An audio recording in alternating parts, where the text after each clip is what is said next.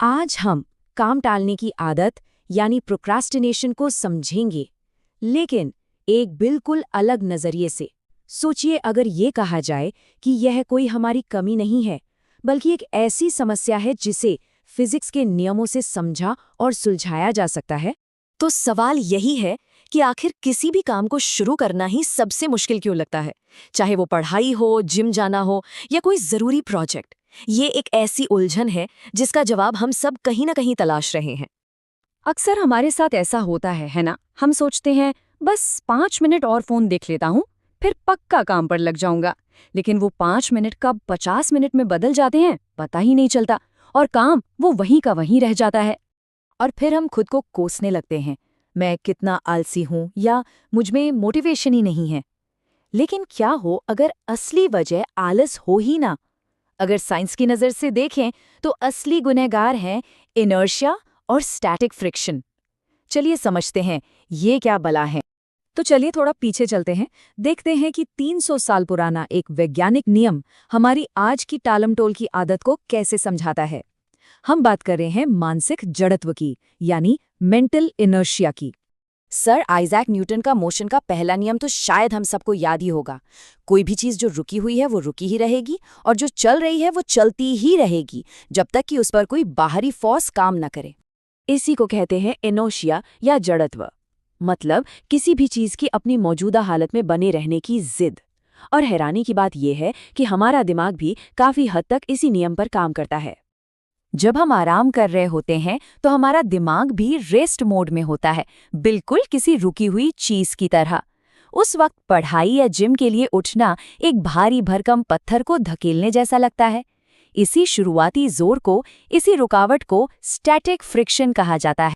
इसे एक और उदाहरण से समझिए। एक रॉकेट को भी जमीन से उठने में ही अपना सबसे ज्यादा फ्यूल जलाना पड़ता है।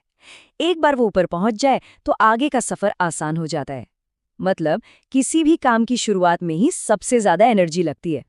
तो सवाल ये है कि ये इनर्शिया या स्टैटिक फ्रिक्शन इतना मुश्किल महसूस क्यों होता है? इसका जवाब हमारे दिमाग के काम करने के तरीके में छिपा है। असल में हमारा दिमाग किसी भी काम को शुरू करने में लगने वाली मेहनत को बहुत बढ़ा चढ़ा कर देखता है। जब हम सोचते हैं कि मुझे 3 घंटे पढ़ना है, तो दिमाग उसे एक बड़े पहाड़ जैसा बना देता है, जबकि हकीकत में पहला कदम क्या है? सिर्फ किताब खोलना। दिमाग एक थका देने वाले वर्कआउट की तस्वीर बनाता है, जबकि असल में पहला कदम तो सिर्फ जूते पहनना है। पता है ऐसा क्यों होता है? क्योंकि हमारा दिमाग सिर्फ शुरुआत की नहीं, बल्कि पूरे काम में लगने वाली मेहनत और दर्द का अंदाजा पहले ही लगा लेता है। और क्योंकि दिमाग मुश्किल चीजों से बचना चाहता है, वो हमें रोकता है और आसान कामों की तरफ धकेलता है, जैसे कि फोन चलाना। तो अब जब हम समस्या समझ चुके हैं, तो इस मानसिक घर्षण को तोड़ने का तरीका क्या है? चलिए एक बहुत ही आसान लेकिन कमाल का असरदार उपाय देखते हैं। और इसका जवाब है 2 मिनट का नियम। ये एक ऐसी ट्रिक है जो हमारे दिमाग को ही चकमा देकर काम शुरू करवा देती है। इस नियम का मकसद काम की शुरुआत को इतना आसान बनाना है कि दिमाग उसका विरोध ही ना करे।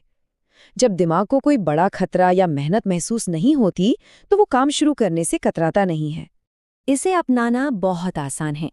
पहला कदम, वो काम चुनें जिसे टाला जा रहा है।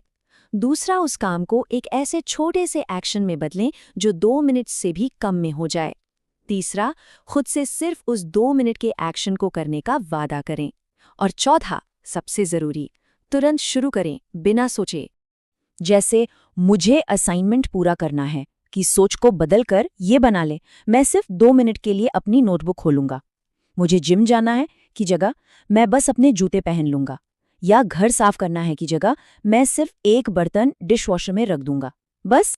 और असली जादू यहीं से शुरू होता है। जैसे ही वो 2 मिनट का काम शुरू होता है, स्टैटिक फ्रिक्शन टूट जाता है और एक ऐसी गति बन जाती है जिसे रोकना मुश्किल हो जाता है। एक बार शुरुआत हो जाए तो वो शुरुआती रुकावट यानी स्टैटिक फ्रिक्शन खत्म हो जाती है और उसकी जगह ले लेती है गति यानी मोमेंटम। ये न्यूटन के नियम का दूसरा हिस्सा है। याद है ना?